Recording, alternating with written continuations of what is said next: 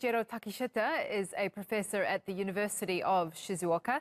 He joins me now with more. Thank you so much for your time, Doctor. First off, what is the Japan-US relationship like in terms of security? Obviously, they have a shared interest in wanting the Korean Peninsula denuclearized. That's very much so, and I think the American authorities are seriously feeling the threat, and therefore they're putting on the table a lot more pressure to show that there is an alliance with not only Japan, but of course South Korea as well, basically to pressurize North Korea in not making further aggressions, or at least signs of aggression, especially considering the fact that there are over 200,000 American soldiers and civilians in the North Korean Peninsula. Obviously, they would not want to take the final, option. So, obviously, they're trying to pressurize North Korea before this Pyeongchang Olympics that's due to start.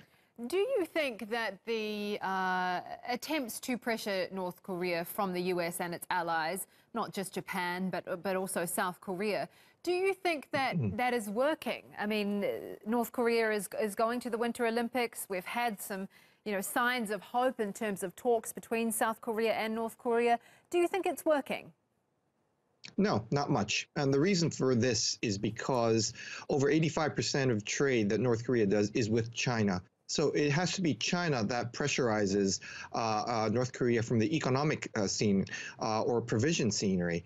But also, it is also important to show, also possibly to China, that there is a very strong coalition to basically halt further aggression from North Korea and to persuade China indirectly to pressurize North Korea. So direct implication by the Americans and Japanese, there's not much. But certainly, if we are able to convince the Chinese, then it's a totally different story.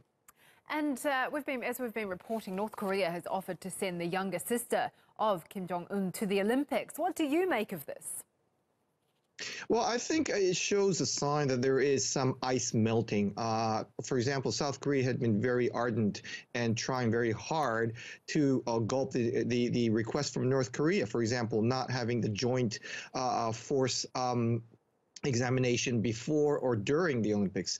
So obviously there are some ice melt that's taking place, and I think this is a revolution of that. But certainly, when you look at the stance that's taken by the U.S. authorities, for example, like Commander of the Korean forces visiting Japan quite a few times this winter, it just shows you that things are getting a lot murkier than before.